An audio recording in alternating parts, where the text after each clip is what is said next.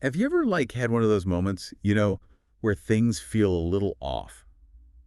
Like, just the tiniest bit strange. Maybe you've even had, a really intense déjà vu experience. Yeah, where you think like, wait, have I actually lived this exact moment before? Exactly. What if those weren't just, tricks that our minds play on us? What if they were like little clues, hints that maybe we stepped into a super advanced simulation? Like we've booted up a video game, but it's so real we can't even tell. Exactly. And that's what we're going to be diving into today. Welcome to the deep dive, where we explore the big questions, the ones that really make you think. And today we're tackling a huge one. Could our entire universe actually be a computer simulation? We've got a ton of really interesting sources lined up to explore this idea. I mean, this concept is mind-blowing. It really is.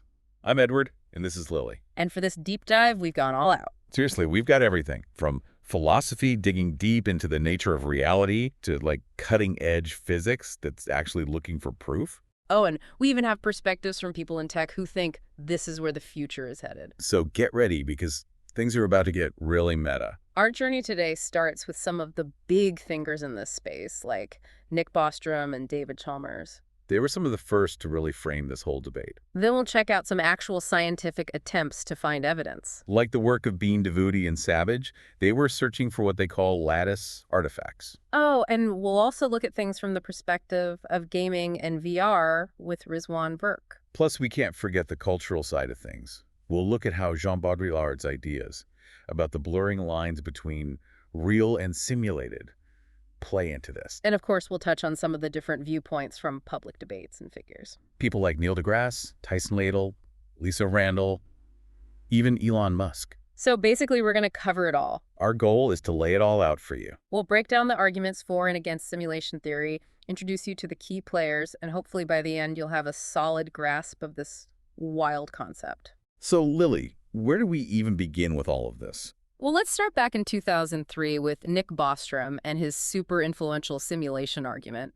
He presents this idea called a trilemma. A trilemma. Yeah, basically it means there are three possibilities and one of them has to be true. Okay.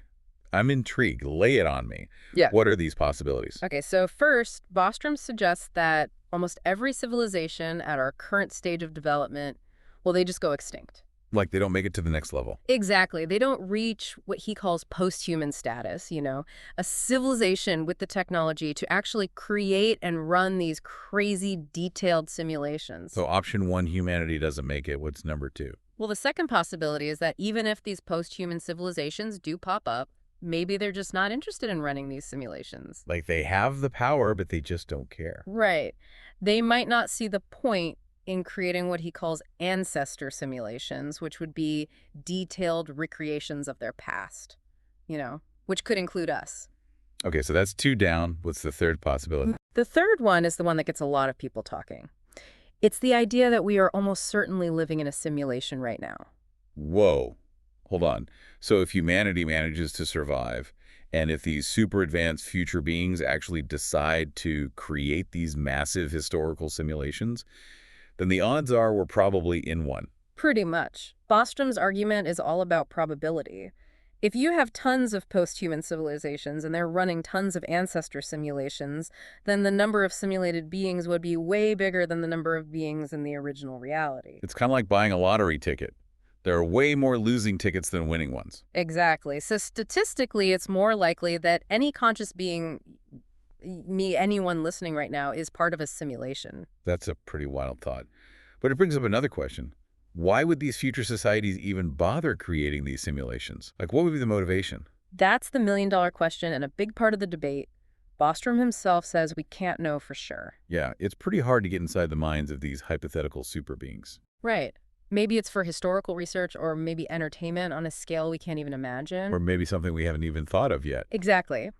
But Bostrom points to something interesting. He says, look at our own fascination with virtual reality historical reenactments, even just scientific modeling. So he's saying if we find value in simulating things, even in our limited way, then wouldn't a civilization with way more advanced tech find even more value in it? That's his thinking. It's like an extension of what we're already doing, just on a much grander scale. That makes sense. It's like we're on this path towards more and more immersive experiences. Right.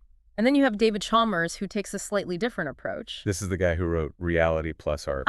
Yeah, he's not so focused on the probability of us being in a simulation. He's more interested in the nature of reality itself within these simulated worlds. So, like, even if we are in a simulation, does that make it any less real? Exactly.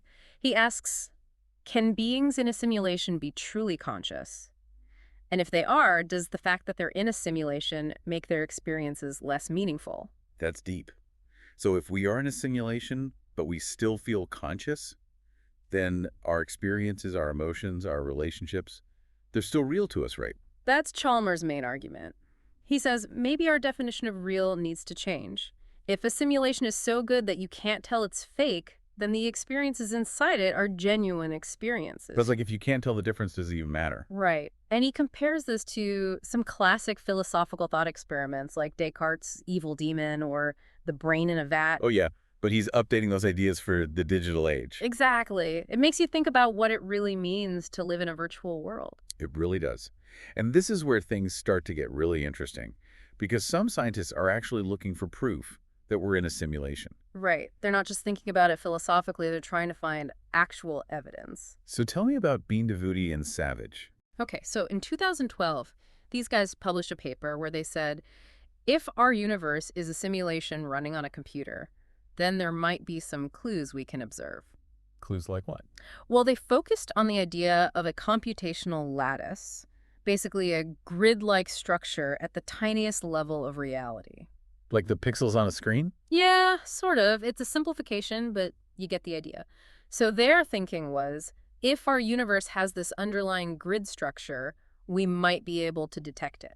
Like it would create some kind of anomaly or something. Right. They predicted that we might see some strange directional variations in things like high-energy cosmic rays. So they're basically looking for glitches in the matrix. Yeah, you could say that. If we find evidence of these weird directional preferences in the fabric of space-time, it could mean our reality is like a computer program running on a grid. Has anyone actually found anything?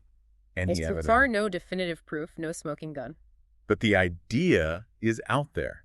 And it makes you wonder what other kinds of limitations or shortcuts a simulation might have that we could potentially detect. That's what's so exciting about this. It opens up a whole new way of looking at the universe. But then there's the counter-argument. What if the simulation is so advanced, so well designed, that we can't see any of these glitches? That's a good point. If the programmers are good enough, maybe we'll never find any evidence of the underlying structure. It's like trying to find a bug in a perfectly written piece of code. Exactly. Now let's shift gears a bit and talk about Rizwan Virk. He comes at this whole simulation theory thing from a tech and gaming perspective. That's a unique angle.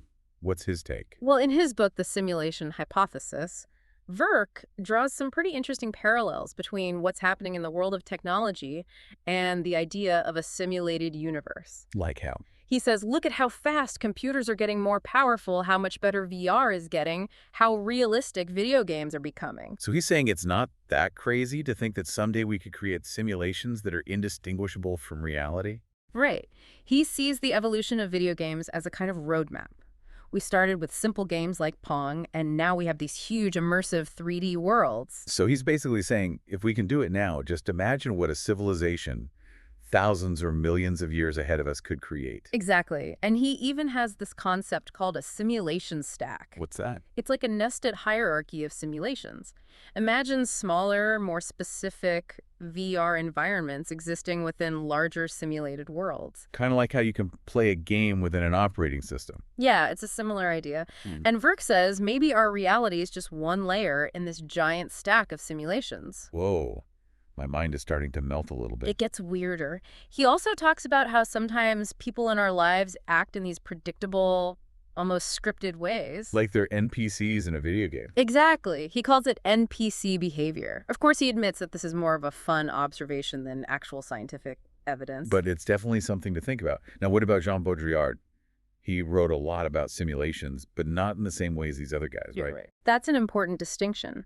Baudrillard was writing back in the 80s, and he was more focused on how our society creates these representations and images that can become more real than real life itself. Like how media and consumer culture can shape our perception of reality. Exactly. He called this hyperreality, where the line between real and fake gets so blurry that it basically disappears. So he wasn't saying we're literally living in a computer simulation, but he was talking about how simulations can control how we see the world. Exactly. His work is super relevant to this discussion because it makes you think about how powerful simulations can be. It's like even if we're not in a literal computer program, our reality is still being shaped by all these layers of representation. Right, and you can see Baudrillard's influence in movies like The Matrix. That movie definitely took some inspiration from his ideas. Now it's amazing how all these different fields, philosophy, physics, technology, even cultural theory, they all kind of converge on this question of whether our reality is real. It's mind-blowing, and that's what was so cool about the 2016 Isaac Asimov Memorial Debate. It brought all these different perspectives together in one place. Yeah, you had astrophysicists like Neil deGrasse Tyson and Max Tegmark talking about the probabilities and the possibility of advanced civilizations creating these simulated universes. And philosophers like David Chalmers asking those big questions about the implications of living in a simulation. And then you had physicists like Lisa Randall who were pretty skeptical about the whole thing. Yeah, Randall had some pretty strong criticisms.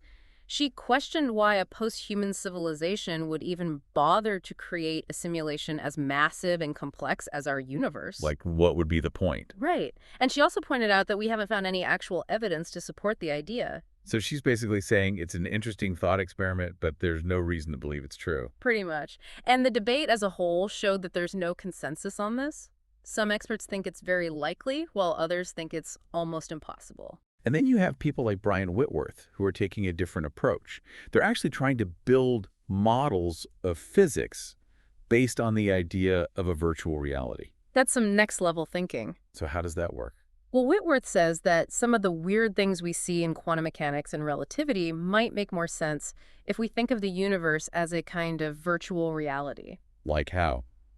Well, for example, he says the fact that space-time seems to be pixelated at the Planck scale, or that energy comes in discrete packets, those things, might be clues that the reality is based on a computational system. So he's basically saying that the laws of physics could actually be the rules of the simulation. Right. He's trying to find the code that's running the universe. That's a pretty radical idea. It is, but it's important to remember that this is still very theoretical. There's no direct evidence to support it yet. It's definitely pushing the boundaries of science.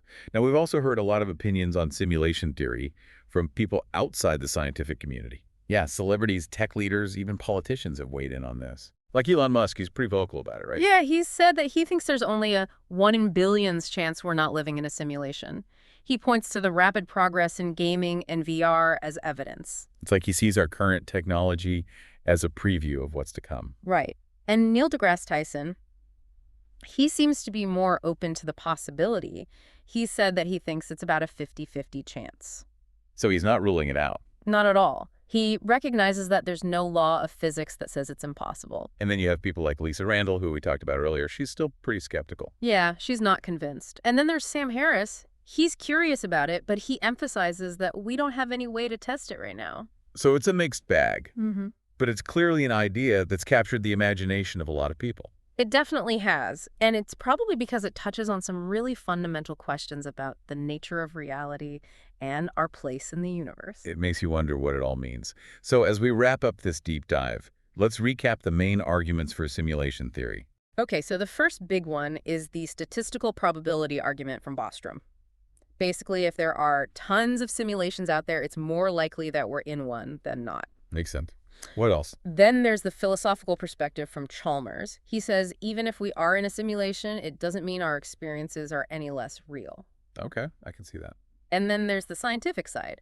People like Bean-Davuti and Savage are looking for those glitches, those lattice artifacts that might prove we're in a simulation. Yeah, that would be the ultimate smoking gun. And then we have Verk, who sees the progress in VR and gaming as evidence that we're on a path to creating our own hyper-realistic simulations. And of course, we have Baudrillard's ideas about hyperreality. Yeah. Even if we're not in a computer simulation, our perception of reality is still being shaped by all these layers of representation. Right. It's like reality itself is becoming more and more simulated. Okay, so those are the main arguments for simulation theory. What about the arguments against it? Well, some people criticize Bostrom's probability argument, saying that we don't really know anything about the motivations of these hypothetical post-human civilizations. So we don't even know if they would want to create these simulations. Right, and there's also the question whether digital experiences can truly be as real as physical ones. Yeah, it's hard to imagine a computer program ever capturing the full complexity of consciousness. And of course, we haven't found any of those lattice artifacts yet. That's a big one. If we're really in a simulation, you'd think we'd be able to find some evidence of it. Right, but then again, maybe the simulation is just too good. It's a mind-bending thought. So ultimately, we're left with more questions than answers. But that's what makes this topic so fascinating. It really is. And it leaves us with a final thought for all of you listening out there. If we're in a simulation, would it change anything? Would you live your life differently? Would it change what you value? Or would it not matter at all? It's a big question and one that we'll probably never know the answer to for sure. But it's definitely worth thinking about. And if you want to keep exploring these ideas, be sure to check out our website. That's www.dansplain.xyz. We've got tons of deep dives, articles, and more. Thanks for joining us on this journey into the mind-blowing world of simulation theory. Until next time, keep questioning, keep exploring, and keep diving deep.